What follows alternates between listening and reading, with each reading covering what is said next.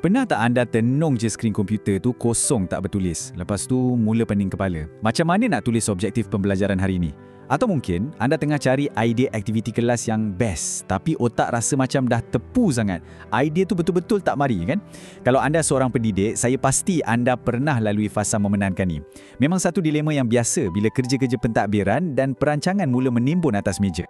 Jadi, selamat datang ke sesi penerangan ringkas kita pada hari ini. Hari ini kita akan kupas nota tutorial di 5 episod 2. Fokus utama kita adalah untuk jawab satu soalan yang cukup penting. Gemini ini sebenarnya boleh bantu guru buat apa? Kita akan tengok macam mana pembantu digital ni boleh ubah cara anda sediakan bahan pengajaran dan pembelajaran, jadikan ia jauh lebih pantas, mudah dan pastinya kurang pening kepala. Okey, jom kita terus mula. Dalam sesi penerangan ni, kita ada 5 perkara utama. Pertama, pembantu digital baharu cikgu.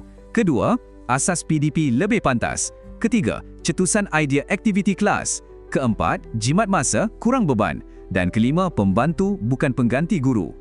Kita masuk ke bahagian pertama, pembantu digital baharu cikgu. Berdasarkan nota rujukan kita ni, Gemini sebenarnya bukan sekadar chatbot biasa yang mungkin anda pernah dengar tu.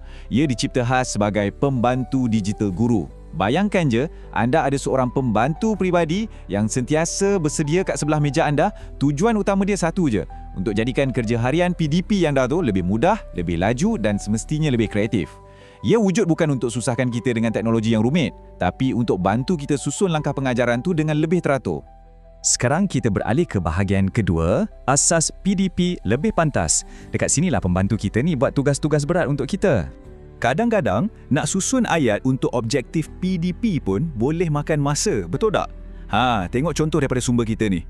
Anda cuma perlu type arahan ringkas macam ni, tulis objektif pembelajaran pendidikan Islam tahun 5 tentang adab berjiran. Dengan satu ayat je, Gemini akan terus bantu jana objektif yang menepati standard pengajaran anda. Sakit kepala fikir struktur ayat tadi, hilang sekelip mata. Tapi, apa yang paling menarik perhatian saya dekat sini ialah betapa lajunya dia berfungsi. Cuba tengok contoh ni. Bina 10 soalan kuis pendidikan Islam tahun 4 tentang puasa beserta jawapan. Dengan hanya type ayat semudah ini, anda dah tak perlu lagi belek buku teks atau buku rujukan semata-mata nak cari idea soalan satu persatu. Sekelip mata je, kuis anda siap. Dan yang menariknya, apa yang dia hasilkan tu bukan sekadar soalan biasa-biasa tau. Gemini boleh bagi macam-macam format ikut keperluan anda. Daripada arahan tadi, anda boleh dapat soalan objektif, soalan subjektif, malah anda boleh selaraskan tahap kesukaran dari aras mudah sampailah ke soalan hebat. Dan bahagian yang paling melegakan cikgu-cikgu, dia siap bagi jawapan lengkap. Proses yang dulu mungkin ambil masa berjam-jam, sekarang selesai dengan beberapa klik kat papan kekunci. Seterusnya, bahagian ketiga, cetusan idea aktiviti kelas. Mari kita fokus pada macam mana nak rancang aktiviti yang lebih kreatif. Saya memang suka sangat petikan dari nota tutorial ni. Kadang-kadang, bukan kita malas tetapi idea tu tak mari. Saya rasa ini satu realiti yang sangat difahami oleh semua cikgu. Bukannya kita tak nak buat yang terbaik, tapi lepas seharian mengajar dan uruskan ragam murid, kreativiti kita tu kadang-kadang sangkut sikit. Dekat sinilah pembantu digital kita ni akan masuk untuk menyelamatkan keadaan. Bila idea tu betul-betul tak mari, Gemini boleh tolong cetuskan idea aktiviti yang kreatif dan menyeronokkan.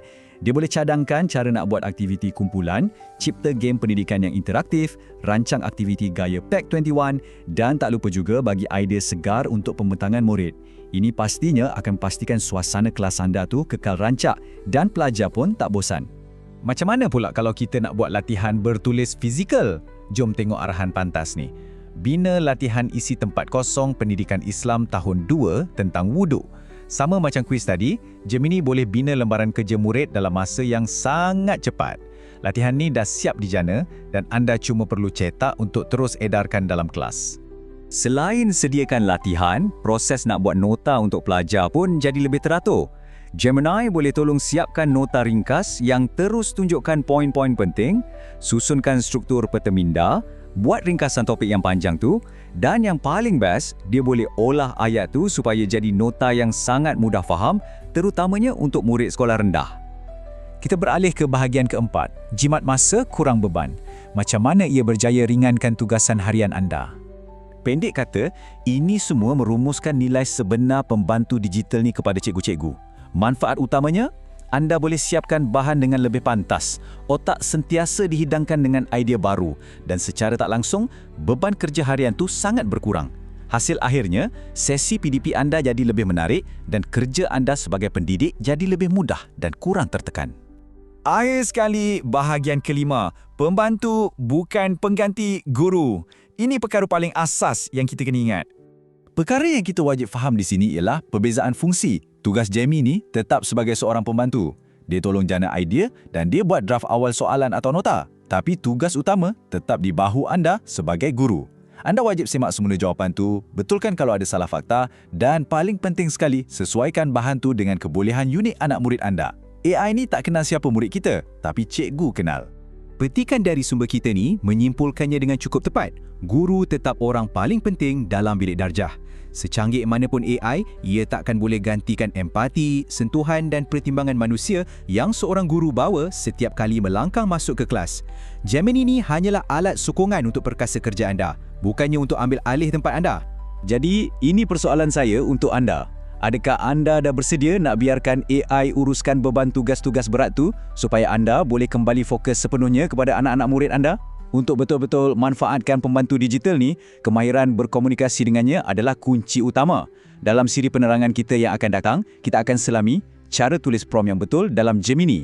Pastikan anda tak terlepas. Terima kasih kerana sertai sesi kali ini dan teruskan cemerlang mendidik.